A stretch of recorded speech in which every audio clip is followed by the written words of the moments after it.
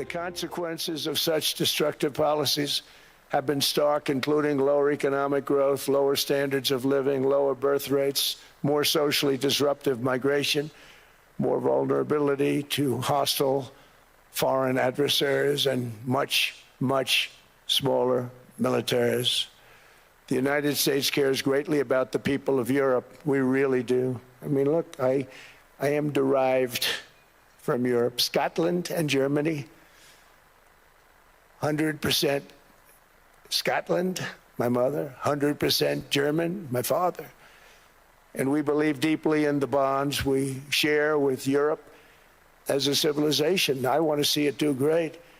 That's why issues like energy, trade, immigration, and economic growth must be central concerns to anyone who wants to see a strong and united West, because Europe and those countries have to do their thing. They have to get out of the culture that they've created over the last 10 years. It's horrible what they're doing to themselves. They're destroying themselves. It's beautiful, beautiful places. We want strong allies, not seriously weakened ones. We want Europe to be strong. Ultimately, these are matters of national security, and perhaps no current issue makes the situation more clear than what's currently going on with Greenland. Would you like me to say a few words of Greenland? I was going to leave it out of the speech, but I think I would have been reviewed very negatively. I have tremendous respect for both the people of Greenland and the people of Denmark, tremendous respect. But every NATO ally has an obligation to be able to defend their own territory. And the fact is, no nation or group of nations is in any position to be able to secure Greenland other than the United States. We're a great power, much greater than people even understand. I think they found that out 2 weeks ago in Venezuela. We saw this in World War II, when Denmark fell to Germany after just 6 hours of fighting and was totally unable to defend either itself or Greenland. So the United States was then compelled, we did it, we felt an obligation to do it, to send our own forces to hold the Greenland territory, and hold it we did at great cost and expense. They didn't have a chance of getting on it, and they tried. Denmark knows that. We literally set up bases on Greenland for Denmark. We fought for Denmark. We weren't fighting for anyone else. We were fighting to save it for Denmark. Big, beautiful piece of ice. It's hard to call it land. It's a big piece of ice.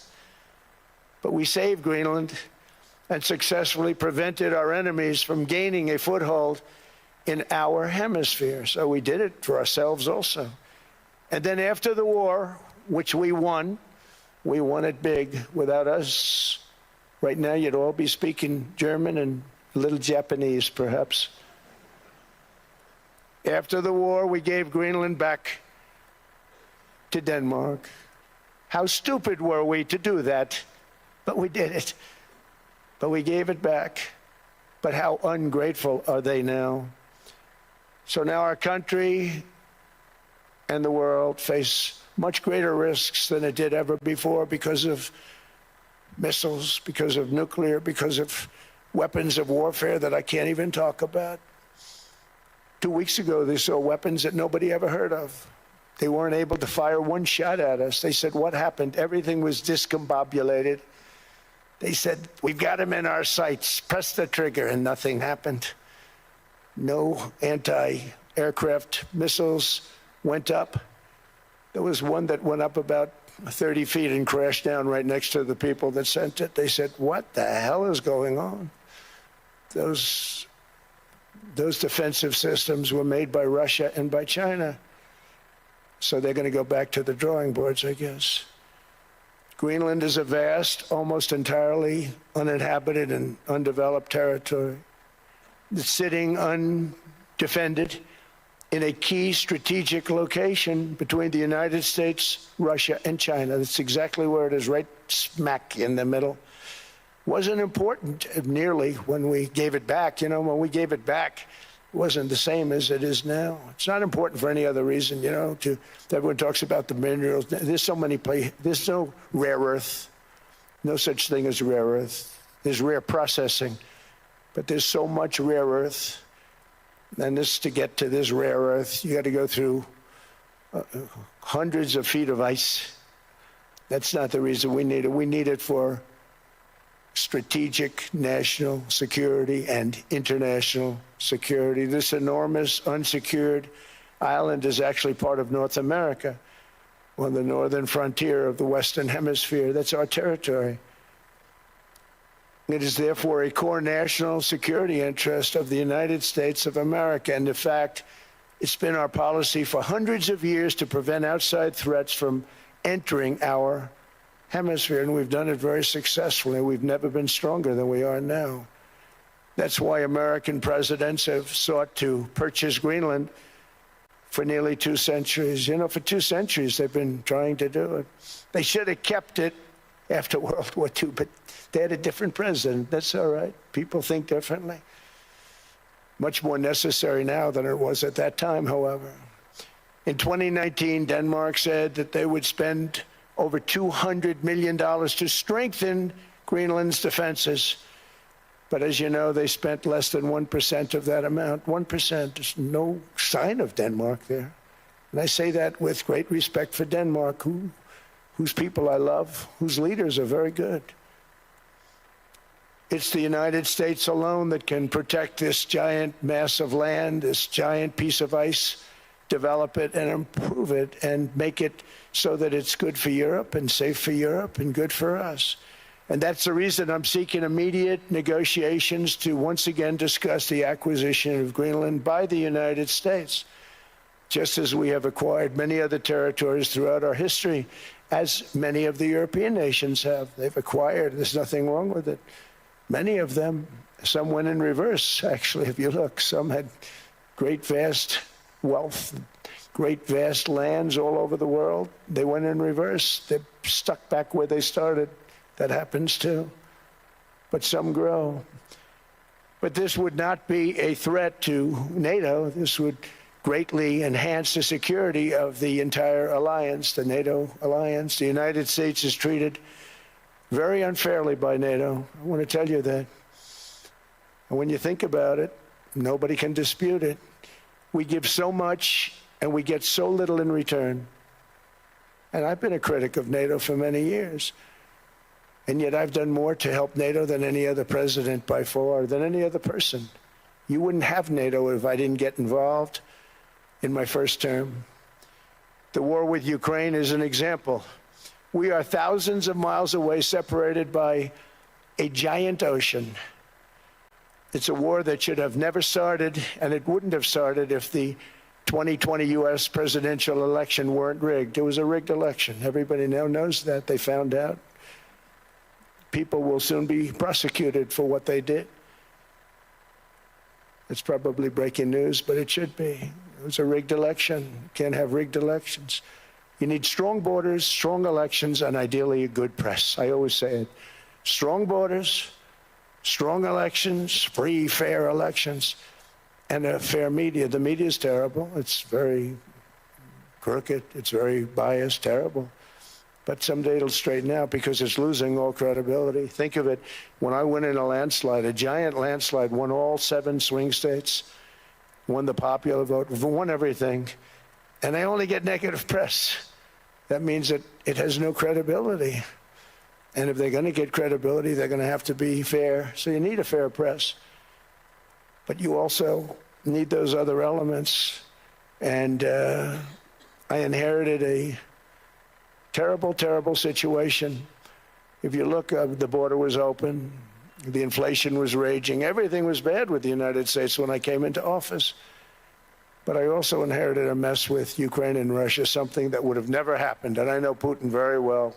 He and I would discuss Ukraine. It was the apple of his eye, but he wasn't going to do anything. I said, Vladimir, you're not doing it. He would never have done it.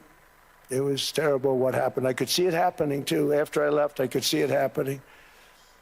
Biden had given Ukraine and NATO $350 billion, a staggering sum, $350 billion. I came in, and just like the southern border, just like inflation, just like our economy, I said, wow, this place is in trouble, meaning our country. All of these things were out of control. But the border was out of control. We fixed it with the strongest border anywhere in the world.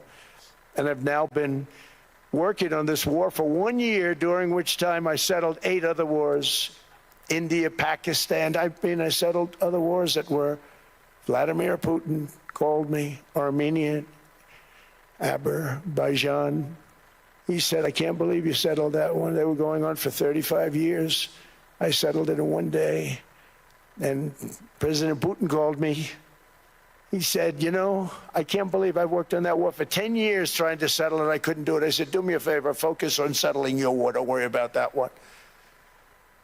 What does the United States get out of all of this work, all of this money, other than death, destruction, and massive amounts of cash going to people who don't appreciate what we do? They don't appreciate what we do.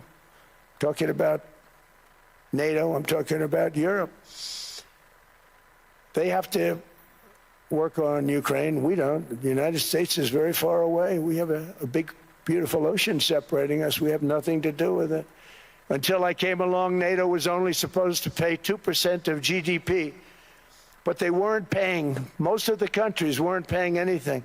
The United States was paying for virtually 100% of NATO. And I got that stopped. I said, that's not fair. But then, more importantly, I got NATO to pay 5%, and now they were paying, and now they are paying. So something nobody said was possible. They said, we will never go up higher than 2%. But they went to 5%, and now they're paying the 5. They didn't pay the 2, and now they're paying the 5. And they're stronger for it, and they have an excellent, by the way, Secretary General, who's possibly in the room. Mark, are you here? Yes, he's here. Hello, Mark. We never asked for anything, and we never got anything. We probably won't get anything unless I decide to use excessive strength and force, where we would be, frankly, unstoppable. But I won't do that. Okay? Now everyone's saying, oh, good.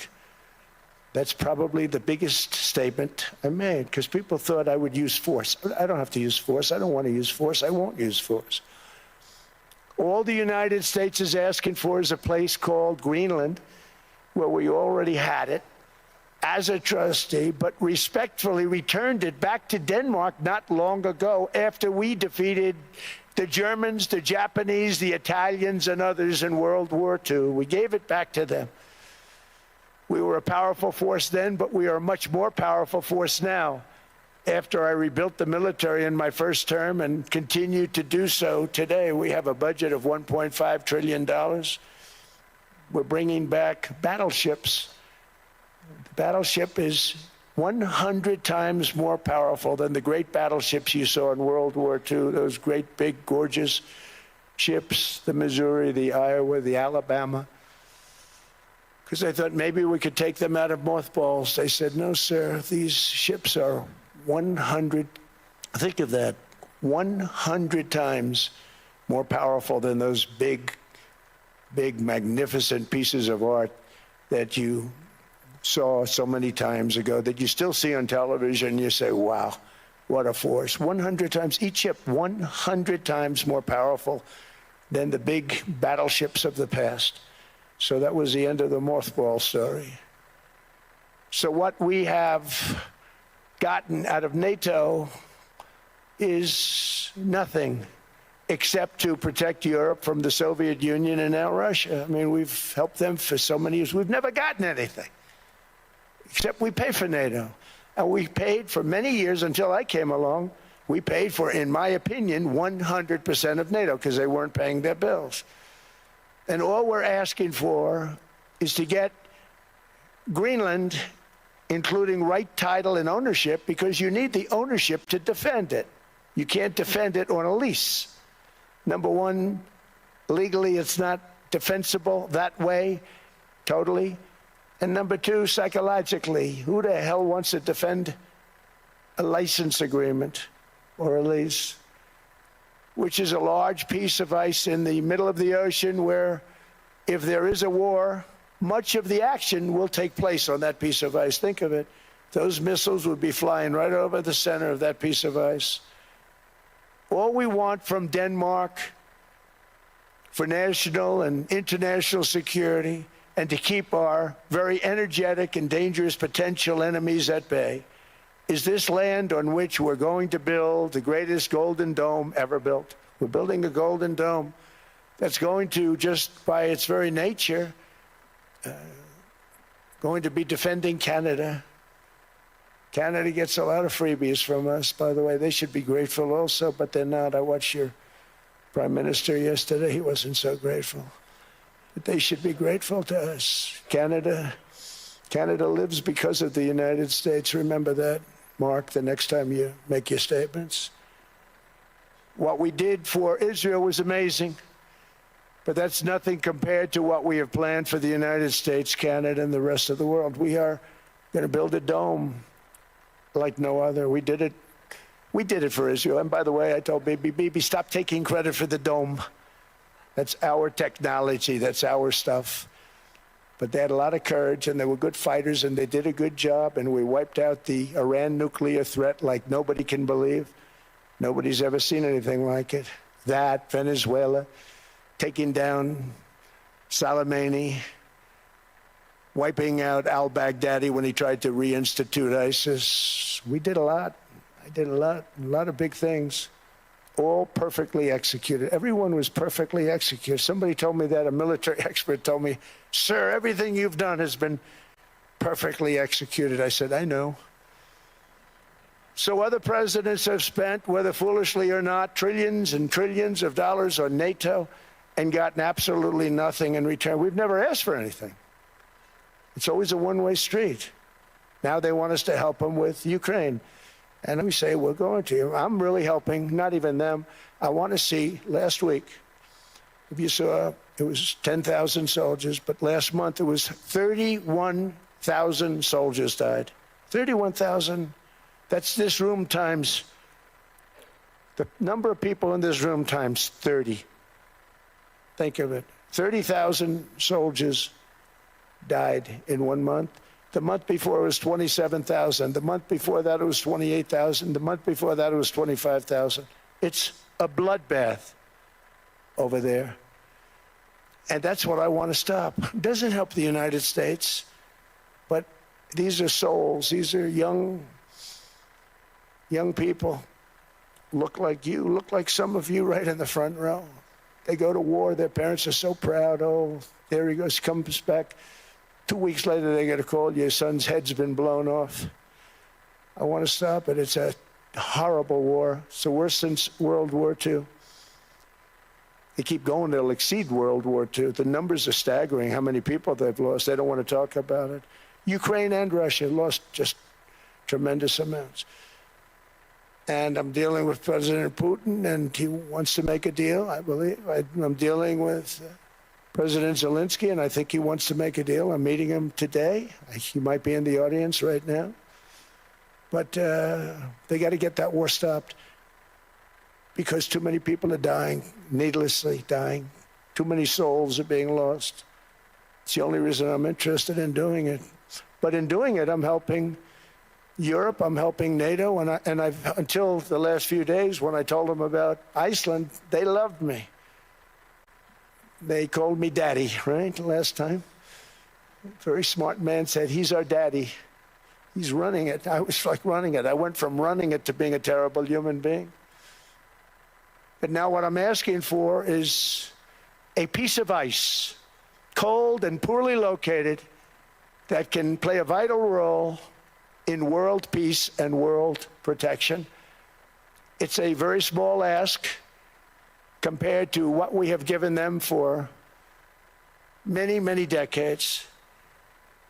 But the problem with NATO is that we'll be there for them 100%. But I'm not sure that they'd be there for us. If we gave them the call, gentlemen, we are being attacked. We're under attack by such and such a nation. I know them all very well. I'm not sure that they'd be there. I know we'd be there for them. I don't know that they'd be there for us. So with all of the money we expend, with all of the blood, sweat, and tears, I don't know that they'd be there for us. They're not there for us on Iceland, that I can tell you. I mean, our stock market took the first dip yesterday because of Iceland. So Iceland's already cost us a lot of money. But that dip is peanuts compared to what it's gone up. And we have an unbelievable future in that stock. That stock market is going to be doubled. We're going to hit 50,000, and that stock market's going to double in a relatively short period of time because of everything that's happening. But this is a good example. After giving NATO and European nations trillions and trillions of dollars in defense, they buy our weapons. We make the greatest weapons in the world, but now we're going to make them faster, much faster. You saw that. I put a cap on the salaries. Then I put no buybacks, no stock buybacks, no various other things that they were doing. I mean, they were making $50 million, but it would take them 3 years to give you a Patriot missile. I said, that's not good. My chauffeur can do a better job than that, and he makes slightly less than 50. They make big salaries. If they're going to make those big salaries, they're going to have to produce a lot faster. The good news is we have the greatest equipment in the world. Now we're going to start making it a lot faster. They're going to build additional plants. And all of the money that goes into stock buybacks is going to go into building plants. We're not allowing stock buybacks by defense companies any longer. They're going to build new plants to make Tomahawks, Patriots. We have the best equipment, F-35s. F-47, the new one just coming out. They say it's the most devastating plane, fighter jet ever. Who knows? They called it 47. If I don't like it, I'm going to take the 47 off it. I wonder why they called it 47. We'll have to think about that. But if I don't like it, I'm going to take that 47 off. But it's supposed to be the Stage 6. It's supposed to be the first Stage 6 plane, undetectable, like our B-2 bombers were undetectable. They flew right over Iran. They were undetectable. And they did their job, and they got the hell out of there. So we want a piece of ice for world protection, and they won't give it. We've never asked for anything else, and we could have kept that piece of land, and we didn't. So they have a choice. You can say yes, and we will be very appreciative, or you can say no, and we will remember. A strong and secure America means a strong NATO.